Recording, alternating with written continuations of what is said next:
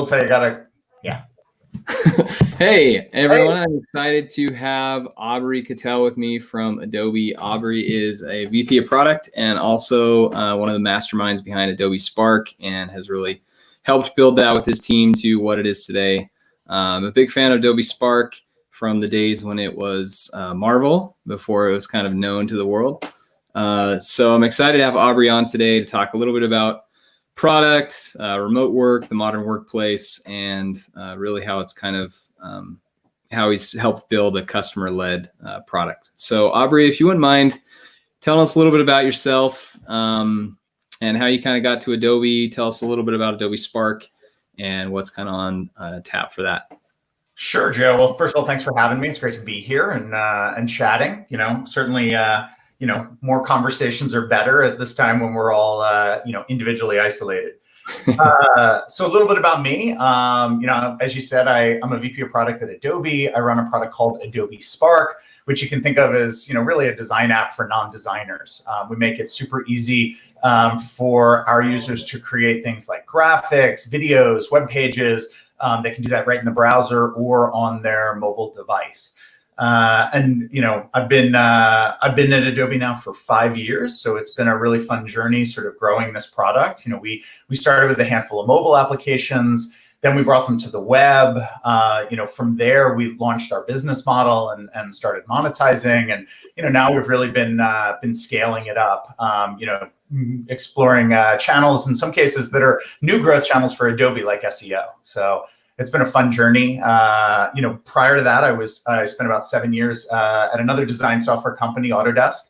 I spent a lot of my career at that intersection of design and technology. And so, for me, what's exciting is really building great end-to-end user experiences. And for me, that's the product experience for sure, but it's also how you build the marketing into and around the product to create something that's really holistic for the customer. That's really great. I remember very vividly 5 years ago or around when you started meeting in your office in San Francisco and chatting about kind of your vision for Adobe Spark. And I feel like I've seen most of those things you talked about like 5 years ago, like you're hitting each of those, which has been really cool to see develop. How do you say, or how do you think that Adobe Spark kind of fits into the modern workplace, and what does the modern workplace look like to you? Yeah, it's a great question. I mean, I would say the way we fit in is now more than ever. I mean, we've come through this wave where productivity was really key, right? And sort of how users, how basically everybody communicates with one another. And that's been with, slides and, Word documents, spreadsheets even. Certainly it's very text driven. I think the way we're evolving is more towards visuals and richer visuals, right? So when you think about, how an image can tell a fantastic story, right? How animation and motion find their way into to what we're doing nowadays, video, typography. And so, I really think that, for everybody who's trying to communicate their ideas, and that's definitely true for, entrepreneurs, to modern marketers, people who are trying to communicate outside the company, but also even inside the walls of, small and large companies, knowledge workers, they're really looking to communicate their ideas, more impactfully. And I think that, what we're seeing is this is creativity and design really exploding, beyond just, traditional creative professionals. And that's a huge opportunity that we see for Adobe and specifically for Spark is, really enabling the rest of us to stand out with, with visuals and with other types of creative outputs that can tell a story and really communicate an idea. In terms of what the modern workplace looks like, I mean, I think we're writing that story in real time right now. I don't think any of us could have imagined a couple months ago where we'd be, but I think some trends were already underway at that point. I think that for companies, being able to get their message out digitally across a variety of channels and keep up with the velocity of content that you need to have to stay relevant. It's always been the case on print, but now more than ever on digital channels, on social platforms. And so I think that's a big part of, what companies are struggling to keep up with. And then I just think in terms of collaboration and how people work together, I mean, we're all going to go back to work at some point physically, but I think that's going to just look different. And so, the questions that, I'm asking, because I not only have, my organization at Adobe, but I'm also the site leader for San Francisco, is, what things need to happen in person and should happen in person versus, where can we be more efficient, working remotely. I mean, I live in the East Bay and I have an hour commute into the city. That's 2 hours every day. So in some ways, my productivity has enormously increased. But, it's also hard being away from the team and, dealing with, what we all experience in terms of, Zoom fatigue. And so, you got to counter that as well. I mean, I think for ideation and brainstorming and workshopping ideas, really driving that level of alignment, there's really no replacement for in-person interaction. So that hybrid is what's interesting to me. And then, for companies like Cloud App, right? How do you build the right kind of tools and experiences that facilitate, that new workplace? I really like that you said with the kind of the hybrid model. We had Chris Kohler, who had left Adobe before you got there, but old Adobe guy, now CMO at Box. Talked with him a couple of weeks ago, and he was kind of on that train as well. Talking about collaboration, productivity, design. Take me in a little deeper on that with how that kind of fits into your product roadmap, strategy. Things that you're looking to do with Spark and beyond. Yeah, it's a great question. I mean, I think some of the stuff that we see is, certainly for, individual users in small businesses, a lot of them are, they're looking for that digital agency in their pocket, right? How can they create professional looking content, but do it much faster, with an easier and more approachable solution that's really going to guide them to the right answer. And, we do that with, content, for example, right? The way we're able to give users starting points that help them pass the blank canvas. But once you get past, that sort of one woman or one man band, really creativity and content production is a team sport. And, so some of the stuff that we've tackled are things like co-editing, right? How can users work together on the same project? More than that, how can they create a brand and, multiple brands, for example, that support different campaigns? And, I think where we go next from here is, we've already integrated with Creative Cloud Libraries, which is really Adobe's sort of interstitial glue that connects, different designers, but also, more downstream content producers with the same set of assets, right? How do you go to a common library and pull, an asset or more importantly, like, a brand template that you can utilize anywhere? And so, that's an area where Spark's going to be integrating even more tightly. We want our entire, all of our users to be able to collaborate with their peers around all of their branded assets, around templates, that they can use to stay on brand, even a shared workspace that's specific to a given campaign. So, one of the advantages we have at Adobe is we have this incredible install base of millions of creative professionals. And so if we can link them up to the folks who are working across the company, creating, everything from marketing materials to presentations, to brochures, to pitch decks, and get all of those people creating, on brand, more visually compelling stuff, that's a win. It's a win for our users, and it really leverages some of the unique advantages that Adobe has. Yeah, I mean, it benefits everyone overall. Customers see better content. It's faster. Pitch decks are better. Yeah, I think there's a lot of effects on small to enterprise businesses. Absolutely. So Adobe, Salesforce, Oracle, IBM, Microsoft, all these companies were talking about digital transformation for like 7 years. And it was crammed into, I think Satya from Microsoft said 2 or 3 years of conversations crammed into 2 months. So, take us inside what it was like a little bit to create these playbooks to, move to a remote workforce, supporting kind of your team, and how, a big company has been able to create this modern workplace environment with these remote playbooks that we have now. Yeah, I mean, again, I would say the playbook is still being written in Sure. what that looks like.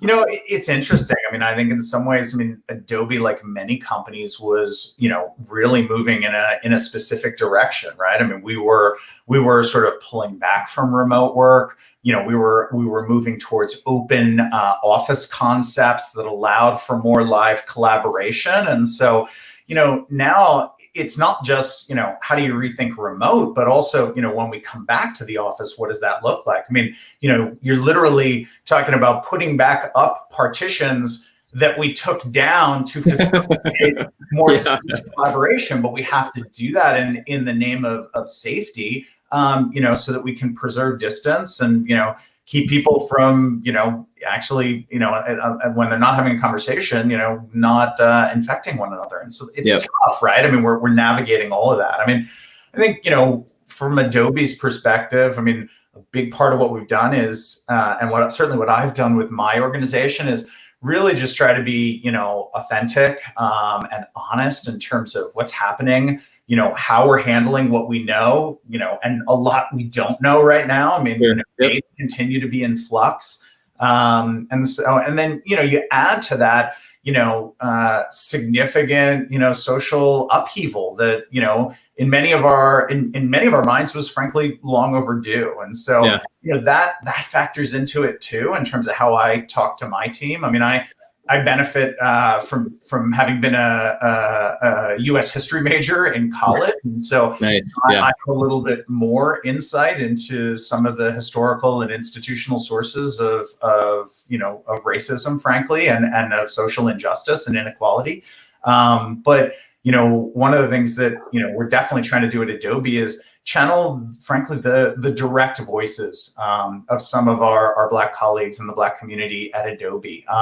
It's one thing to understand on paper, what's happened in the past and, or what's happening now. It's a very different thing to hear from people directly. And so I think, part of what we're addressing, I think with forward-looking companies is, how can we not only listen and learn, but how can we be a positive force for change, and make a society that, those of us, who benefit from working in technology, that where it, tends to be more egalitarian, or at least we aspire to that. How can we not only, live that, but how can we be a force for change? And so I feel like that's part of it right now as well. I mean, if you're a leader and you're tone deaf, or not addressing directly what's happening, you're missing the boat. And it's hard, right? I mean, we've already got the dislocations of being in quarantine. You add to that, the pain, the real pain that many people are feeling and that, that's bubbling over. And as a leader, it's your job to, really acknowledge that, create an outlet for that, figure out how you're gonna, help your team through that. But also, continue to do the work. And, the one phrase that, I definitely encourage people to avoid is business as usual. Things aren't as usual right now, right? And we just have to acknowledge that. But what we can center on is the customer, right? I mean, I've been fortunate to have a fantastic team on Adobe Spark, and we've really made the customer the center of everything we do. And so when we talk about, where we still have responsibilities, we tend to bring it back to them, to the user. What are their problems? How do we stay in that problem space and understand, what we're doing now? Does it still make sense? Where we go next, right? What's changing? And how do we serve their needs? And so that's, I don't know that that's a playbook, but those are definitely some of the things that are bubbling up, right? Ongoing communication, keep it authentic. You got to talk live to people, keep it authentic. Listen to where people are coming from, give people the opportunity and make sure, as much as you can, you're doing things that affect change, and keep it about the customer. So yeah. I always love how Adobe, supported and was always kind of a forward-facing leader with things, everything really that comes up. And I remember, you know, five years ago or so, you still talk about it this way, but you kind of mentioned Adobe Spark as a startup within an enterprise, which I think is pretty fun to think about. How have you kind of, you know, adopted the Adobe culture that you were talking about, but also how do you kind of run, you know, this startup within the enterprise with the enterprise resources at times to really be effective and continue with that, you know, customer-led product like you mentioned?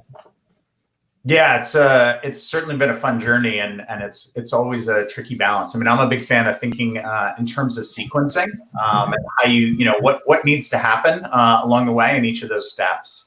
You know, what I would say is, you know, where Spark was at first, you know, really addressing you know, what we called it the communication gap, right? We have our flagship applications like Photoshop and Premiere, Illustrator, that, you know, really address the needs of creative professionals. But for a lot of folks, they're overserved by those applications, but they're also underserved by productivity apps, right? Like Office or G Suite, even some social first applications when it comes to creating standout content. And so, you know, we set out to build a product that was, you know, cloud native, that worked in the browser and on mobile devices, that, you know, offered these content-based starting points. And so a lot of the stuff we did early on, you know, you know, I built a cross-functional organization where we had design embedded. You know, we brought in growth as a new function to think about, you know, how are we going to scale users and how do we create the loops that ultimately generate our success. And that was great for a time. And now we're at a point where we're scaling further. And so the trick there becomes, you know, how do we leverage other parts of Adobe and the strengths that the company has to really achieve the scale and the escape velocity that we want to achieve. And so, you know, there's some things that we're actually, you know, moving out of our org that we've proven work, but now we need, you know, we need the help of, you know, other parts of the company. You know, some of those are absolutely related to marketing. Some of them are related to, you know, platform technologies that we need that, you know, we can't build ourselves as we take a sort of longer term view. And so it's, you know, the startup the startup analogy works to a point, but, you know, it's really about how do you incubate a new business inside of a larger technology company, and, you know, how do you sequence your way to success? There's certain things that you just need to move quickly on and achieve that velocity and time to market and, you know, extreme focus on the user. But then hopefully you do develop a playbook, for example, around content that allows us to scale, you know, more broadly, leveraging other parts of the company.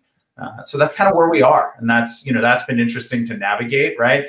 You know, part of it is working with my team to understand that, you know, there's stuff that, you know, that we got to move to other parts so that, you know, ultimately we can be successful and best serve our users. And, you know, what that means is there's just new challenges for us to, you know, keep that customer centricity and then, you know, translate that to other organizations that can support us.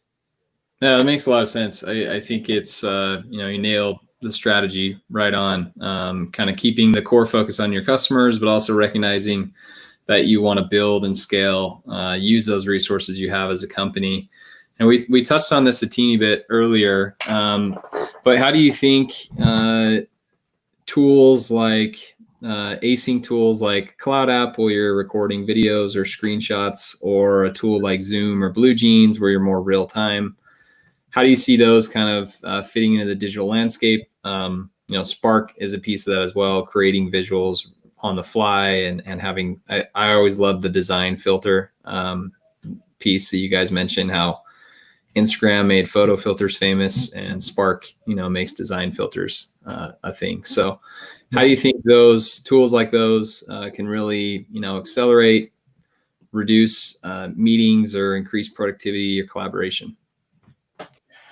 Yeah, I mean, I mean, it's all about how we're fitting into this, you know, sort of hybrid world, right? And you know, how do you know, trade ideas and ultimately, you know, move new ideas forward? And it's a tricky thing, right? I mean, not everything can be a live meeting, but I think especially now, you know, people need the ability to still communicate synchronously, and so, you know, something like Zoom or Blue Jeans. I mean, we're all on those meetings, for the better part of the day. In some ways, I see meetings have gotten more efficient, right? I think, there's only so many people you can see on the screen at once. It's harder, for everybody to get a word in. One of my tricks is always at the outset of a meeting, especially if there's a lot of information that needs to be communicated, but I know there's going to be discussion, is direct people to put their questions in the chat pod, right? And then a lot of times, one person can be presenting while somebody else can be responding to those questions in real time, or you've got, that running list at the end.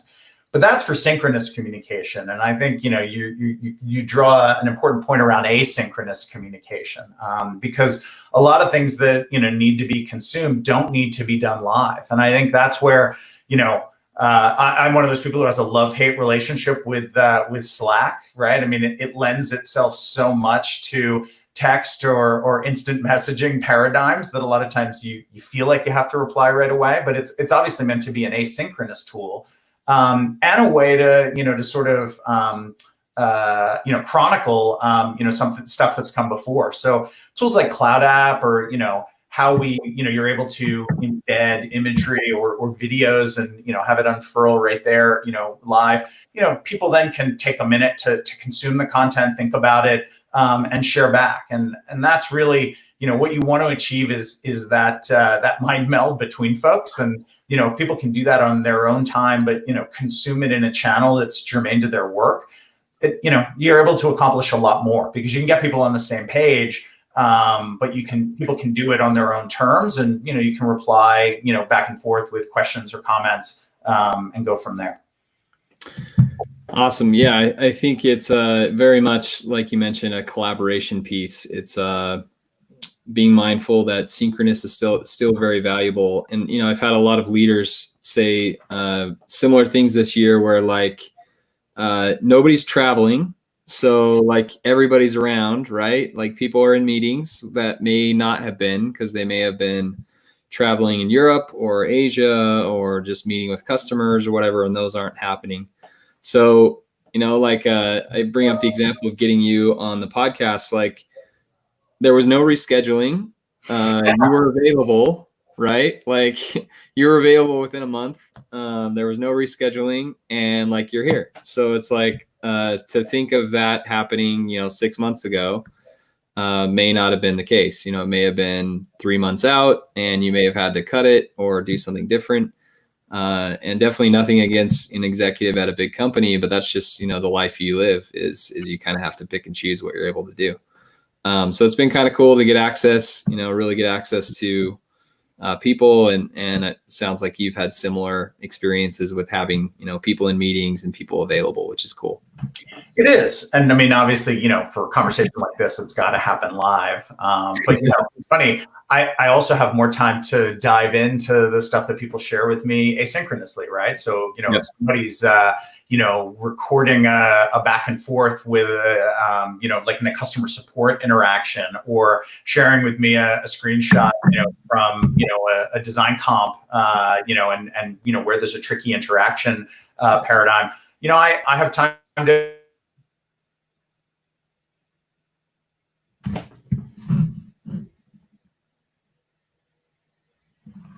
always ends up being when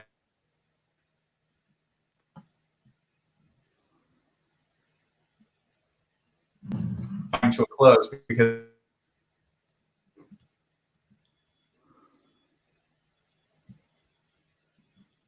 quarters and months. But it's been great, right? I mean, the skip load.